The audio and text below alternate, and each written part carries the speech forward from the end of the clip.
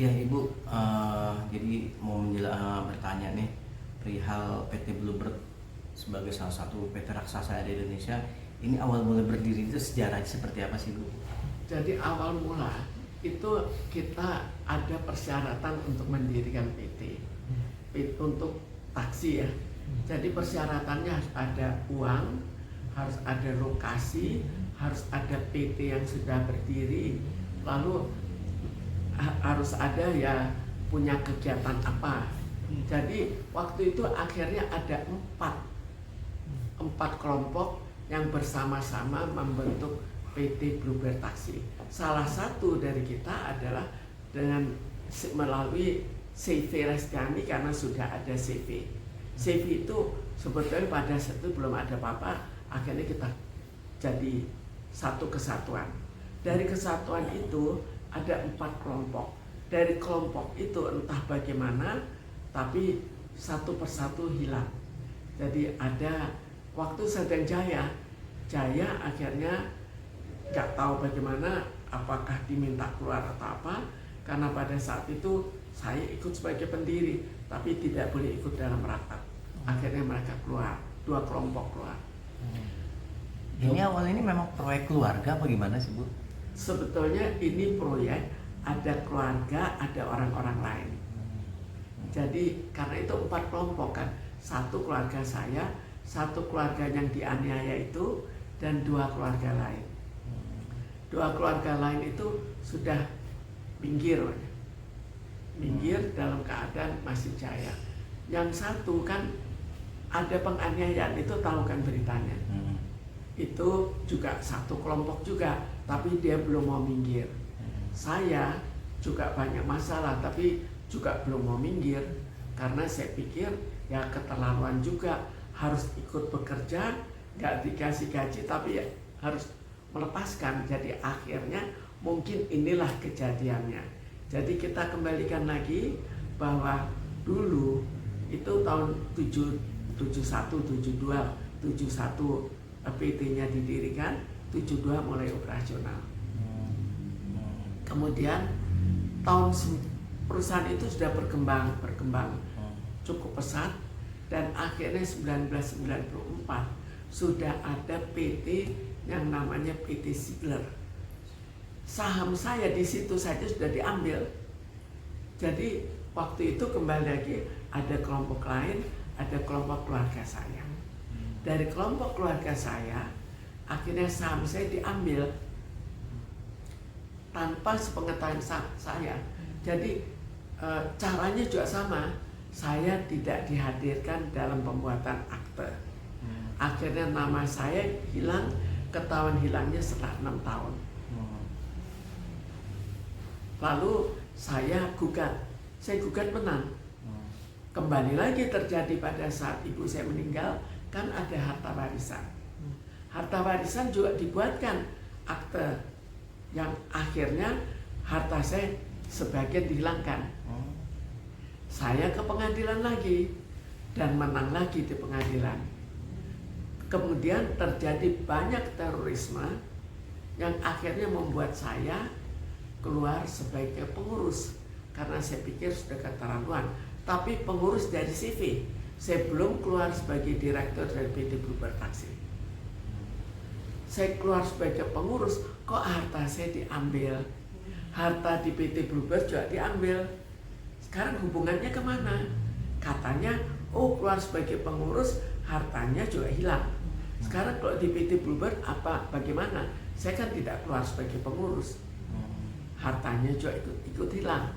Ikut hilang berdasarkan CV ini. Jadi cara yang persis sama diambil lagi, bahwa setelah itu bikin akte notaris. Akte notaris saya tidak ikut, tiba-tiba hilang. Hilangnya setelah 12 tahun. Kenapa kok bisa ketahuan hilang? Karena PT Bluebird, karena mau ada Bluebird yang dijual ke masyarakat. Karena itu PT Bluebird Taksi harus disahkan secara, jadi disesuaikan dengan undang-undang. Sebelumnya itu ilegal saja, tidak didaftarkan. Tapi kok ilegal, kok bisa dapat semua izinnya. Itu faktanya, dapat semua izin. Jadi ada faktor X lah, ada apa nggak tahu. Bu, periode 71 ke 94, kita nggak usah ngomong terlalu jauh ke 94 Bu ya. Itu di tengah perjalanan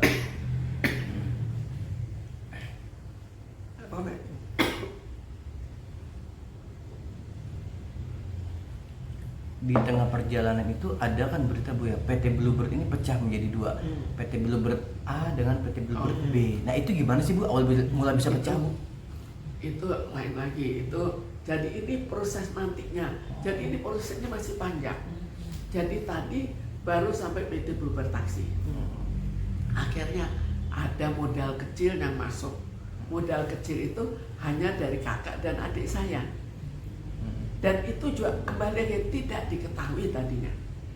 Jadi modal kecil itu menggunakan semua fasilitas dari PT Bluebird Taksi tanpa diketahui oleh pemegang saham. Yang tahu hanya pemegang saham yang melibatkan diri ke PT yang kecil itu. Itu tadinya. Kemudian akhirnya ketahuan, oh itu PT Bluebird, bukan PT Bluebird Taksi. Tapi kenapa fasilitas PT Bluebird PT Bluebird Taksi kok bisa dipakai? Kok perusahaan yang sudah begitu besar kok akhirnya jatuh? Jadi di situ kan kita bisa bayangkan lah, perusahaan kecil bisa menggunakan fasilitas dari perusahaan besar, kemudian perusahaan besar itu jadi kecil, perusahaan kecil itu jadi besar. Jadi mana yang anak perusahaan, mana yang perusahaan sebenarnya itu mana? Bu, yang saya mau tanya dari 72 Bu ya, 72 ke 94 itu berarti sisa ada berapa kelompok Bu yang bertahan? 2 kelompok. Waktu apa aja Bu? Sampai 94 jadi beberapa PT bergabung gitu. Berapa, sekitar berapa itu? Apanya? Ada 5 PT. 4. Jadi 4 kelompoknya, kadang-kadang mereka pakai nama sendiri, kadang-kadang pakai nama PT. Itu di 94 masih ada 4 kelompok itu. Masih ada. Dan setelah akhirnya pecah kongsi di tahun berapa Bu? Sudah cuman bertahan ada berapa kelompok? Oh, mungkin persis sebelum itu sudah bubar. Jadi lepas satu demi satu.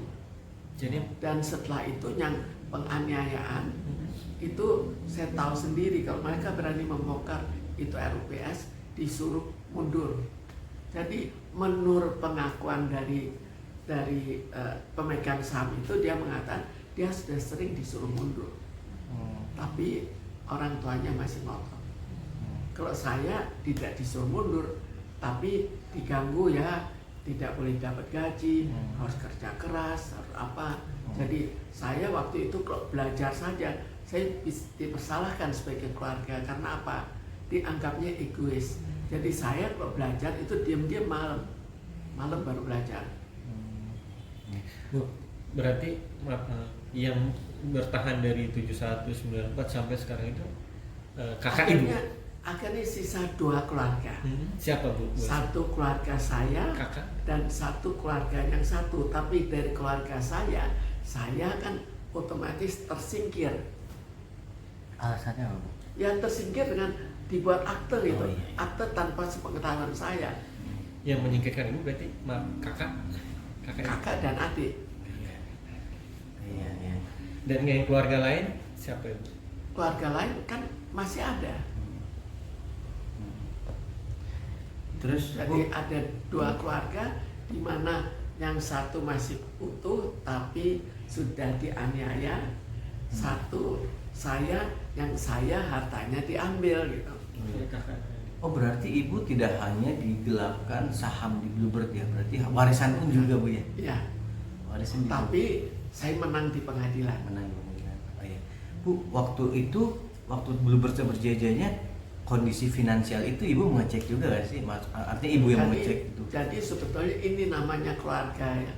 Jadi keluarga akhirnya diberitahukan, kamu kan punya penghasilan sendiri ya. Kalau mereka kan enggak. Jadi supaya saya mentolerir mereka lagi. Jadi demi harga diri mereka, saya jangan ikut pegang laporan keuangan. Hanya laporan keuangan. Yang lain saya suruh kerjakan. Tapi laporan keuangan jangan, kasihan yang lain kan laki. Jadi masa ya nggak mau toleransi gitu. Nggak ada. Jadi dengan rayuan, jadi sebelumnya semua bukan dengan kekerasan, enggak. Setelah rayuan habis baru kekerasan. Dan Bu, itu nggak ada ini Bu, nggak ada keraguan dari Ibu saat udah nggak usah ngurusin finansi, biar kami aja berdua. Saya waktu itu masih percaya. Saya pikir ya mungkin mereka memang harga dirinya terganggu karena saya perempuan, kenapa bisa lebih kaya dari mereka gitu. Iya. Ada kemungkinan Padahal kekayaan itu bukan dari harta di Bluebird kan, bukan dari harta bersama. Ibu kerja keras. Ya, saya kan punya suami. Jadi ya namanya kehidupan kan wajar saja kalau suami memberikan nafkah. Jadi kan sisanya hanya untuk lebih bisa nabung juga kan. Nah, setelah 94 terus mencapai yang ibu menang gugatan gubernur terus, akhirnya pecah yang tadi itu, ada Bluebird yang A dan Bluebird B, itu tahun berapa Bu? Itu tahun 2001 mulai, tapi tidak tahu kita, betul-betul nggak tahu. Tahunya baru setelah masyarakat kok rame ini mau beli Bluebird, baru tahu. Jadi semua itu dengan rahasia. Jadi kenapa akhirnya keluarga itu diam saja, saya juga diam. Karena tiap kali diberitahukan, tuh kita bekerja, perusahaan berkembang. Padahal berkembang mereka, saya sudah hilang. nah, Jadi tipuannya tipuan kata-kata lah.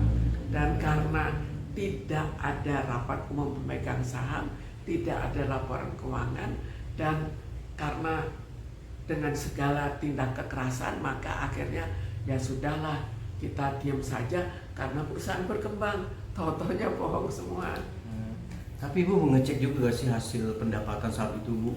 Ya bagaimana kalau tidak menyesuaikan dengan undang-undang? Jadi dia tidak patuh pada undang-undang. Tidak ada rapat umum pemegang saham, tidak ada laporan keuangan. Sekarang bagaimana bisa tahu?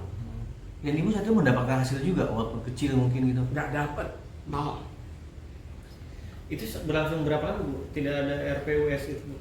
Jadi dari tahun 1992 sampai 2013. 2013.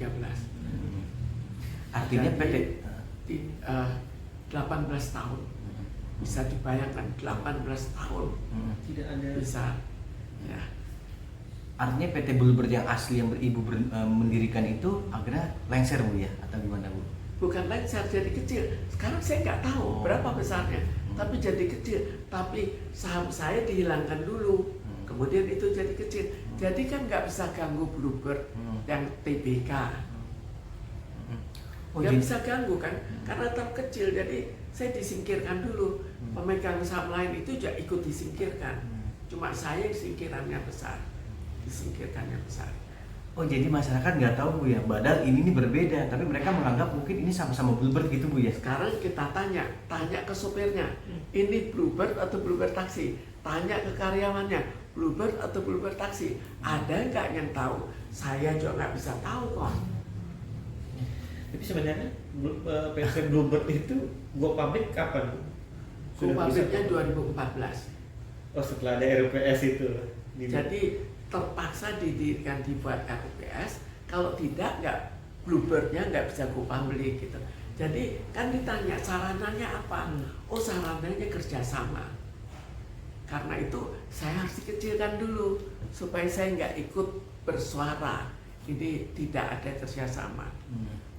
Dan semua pemasukan masuknya ke PT Bluebird itu Bu ya? Ya, sekarang kalau satu yang perusahaan yang begitu raksasa jadi kecil dan perusahaan yang kecil itu jadi besar, bagaimana kira-kira?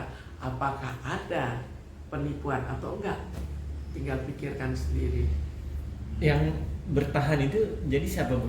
Yang sampai 2013 ke 2014 itu satu kelompok itu. Jadi PT Bluebird Taksi masih ada, tapi harta saya sudah dihilangkan gitu. Tinggal sedikit 0,595 dari 21,67%. Jadi hampir habis kan. Dari yang satu juga saya nggak tahu dikurangi dari berapa jadi berapa. Jadi kita kan secara perusahaan, kalau berontak kan lebih susah.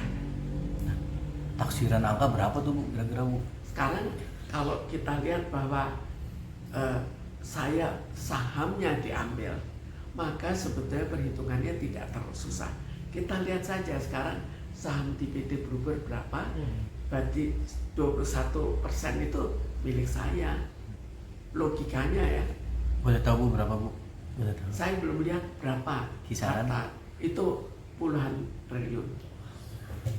Tapi sekarang nggak tahu berapa karena dengan sengketa ini otomatis dilari.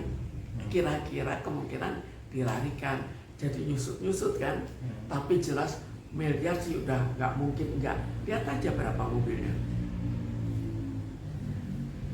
Bu, Kalau saya berarti boleh tarik kesimpulan Bu ya, dari kasus ini berarti benar gak sih Bu ada keirihatian karena Ibu pernah cerita tadi saya lebih kaya Berhasil. asal itu, lebih kaya, benar gak Bu? Menurut saya sih sangat mungkin mereka iri hati karena dulu pernah dicoba untuk kita melepas tidak, ya mereka tetap dapat gaji tapi tidak besar. Saya nggak dapat apa-apa. Akhirnya hidup sendiri, saya hidupnya paling mewah. Jadi ya kemungkinan sih ada iri hati. Kemudian prestasi saya di pendidikan juga lebih kan. Tapi